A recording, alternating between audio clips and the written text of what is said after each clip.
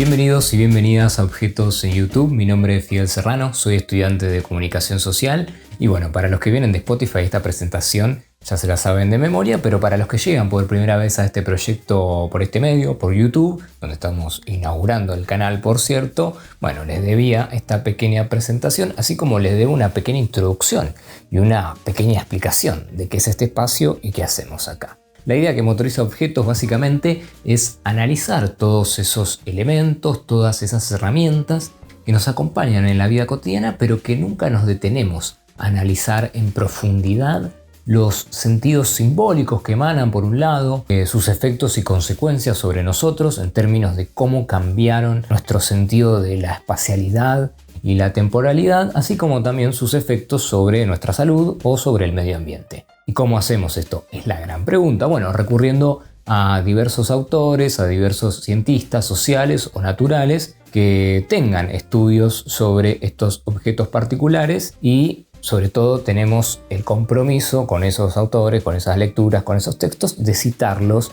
y dejárselos, en el caso del podcast, en cada descripción de cada capítulo, y acá lo vamos a hacer en cada video. Acá abajo en la descripción van a poder encontrar la bibliografía consultada. Sépanlo, vayan, si quieren, ampliar un poco los conocimientos sobre lo que tratamos acá, que es siempre un recorte. Sin más dilaciones vamos a ir con el objeto del día de hoy, que no hay mucho misterio, ya lo vieron en el título, ya lo están viendo acá, es el vino. ¿Qué queremos saber sobre el vino? Bueno, sobre todo explorar todo ese armazón simbólico que lo rodea en relación a este significado, ¿no? Que también tiene que ver un poco con el set que hemos armado, ¿no? Como estos colores negros y como esta elegancia, ¿no? Pues justamente eso, el vino construye todo un armazón de elegancia, de opulencia, de paladares ciertamente refinados, de paladares negros. Explorar eso, ¿no? Digo, si siempre fue así, si en qué momento se fue decantando hacia esos significados y si en la actualidad pervive, ¿no? Ese va a ser como la línea guía en este nuevo episodio de Objetos, primero en YouTube. Así que como siempre vamos a ir con una pequeña historización.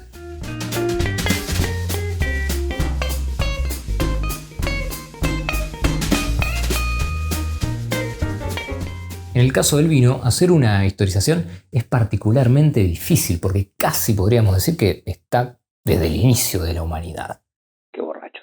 Se estima más o menos que hace 8.000 años, desde el octavo al sexto milenio antes de Cristo, los nómades ya preparaban vino a partir de las uvas silvestres. Con la agricultura, el sedentarismo y las primeras ciudades desde el sexto al cuarto milenio antes de Cristo aparecen las primeras plantaciones de la vid, los primeros viñedos. La Grecia arcaica fue la siguiente etapa en la expansión de la viticultura y entonces ya encontramos un montón de significados, de entramados simbólicos alrededor del vino que son milenarios y que algunos perviven hasta hoy. Esto es a partir del descubrimiento de sus efectos embriagadores y de sus propiedades nutritivas y medicinales. A partir de eso se empiezan a asociarle al vino un montón de dimensiones filosóficas y religiosas. Justamente la figura del dios Dionisio en la cultura griega es la que más va a condensar el rol social que el vino tenía. Esto es como ritual catárquico, como inhibidor de los sentidos, bebida causadora de euforia en el contexto del encuentro social, que en el caso de la antigua Grecia era siempre los banquetes. Como corolario de esa faceta asociada al éxtasis, también están muy bien consideradas las propiedades medicinales del vino. Desde Hipócrates hasta los médicos humanistas del siglo XVI, todos difundían los beneficios que el vino tenía para la salud. Pero si queremos rastrear la línea de continuidad del vino hasta nuestros días, esta sin duda tiene que ver con el cristianismo. Su liturgia madre, la Biblia, hizo que en las prácticas religiosas el vino se volviera un elemento fundamental. Pensemos, por ejemplo, en cómo se mantiene ahora en relación a las comuniones, ¿no? Que se toma el vino y se come la hostia. Con este repaso de la antigüedad vemos cómo sobreviven muchas de estas simbologías y prácticas asociadas al vino. Pero al mismo tiempo no podemos decir que solamente se mantuvo en relación a estas prácticas, sino también que sobrevivió como objeto de la cotidianidad, como objeto presente en las mesas familiares. En los quehaceres más mundanos, en la comida del mediodía, el vino estaba.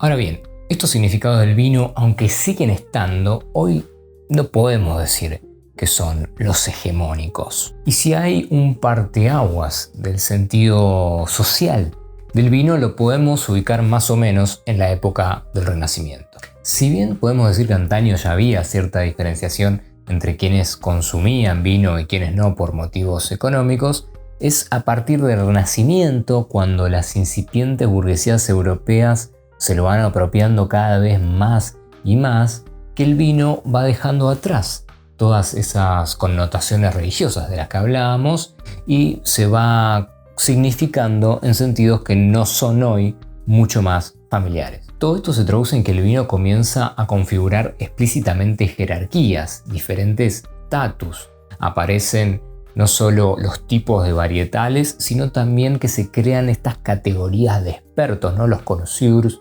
los enólogos, los sommeliers. En este punto se hace necesario recuperar la cuestión del gusto, ¿no? Siempre vuelvo a lo mismo en el podcast y lo voy a recuperar acá también en el canal, que es que la modernidad, la época moderna, marca un antes y un después en el modo que nos relacionábamos con los objetos. La concepción liberal burguesa del individuo como autónomo, dueño de sí mismo y sus elecciones, que estalla sobre todo a partir de la Ilustración y la Revolución Industrial, es condición necesaria para que se constituya la noción del gusto tal como la conocemos hoy. Matías Bruera, profesor e investigador de la Universidad Nacional de Buenos Aires y también de nuestra querida Universidad Nacional de Quilmes, va a agregar que un motivo fundamental para el nacimiento del gusto tal como lo conocemos hoy es la abundancia. La abundancia es condición necesaria para el gusto, porque si no tuviéramos, por ejemplo, vinos en exceso, no podríamos diferenciar distintos gustos y nos tendríamos que conformar con lo primero que nos llega, y es lo que le pasaba a la mayoría de la gente en el siglo XIX, donde no había una abundancia distribuida equitativamente socialmente. La cata era un privilegio de las clases altas, pero después de la Segunda Guerra Mundial y el asentamiento de la sociedad de masas y la proliferación de los medios de comunicación,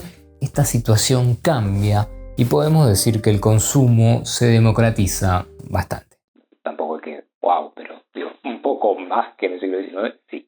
A ver, no es ninguna novedad que siga habiendo una jerarquización a la hora de consumir vino, pero quizás ahora se desarrolla de maneras mucho más sutiles. Infinidad de tecnicismos, de lenguajes especializados pululan alrededor de la cultura del vino desde que la ciencia lo comenzó a estudiar a partir del siglo XIX. Sin embargo, lo que sucede en la actualidad es que tenemos todo eso más o menos al alcance de la mano. Como va a decir Bruera, hoy la mercadotecnia del vino nos invade, sobre todo la vista. Los etiquetados cada vez más llamativos y descriptivos nos dan la pauta de qué tipo de sabores o qué tipo de aromas nos podemos esperar encontrar, y la mayoría de los consumidores novatos, entre los cuales me incluyo, van a confirmar sin mucha duda esas sugerencias. Todo este armazón mercadotécnico del vino asociado a estas figuras de las que hablábamos hace un rato, de los expertos, van a dar como resultado una fetichización enorme del producto, y por eso nos podemos encontrar con precios de vinos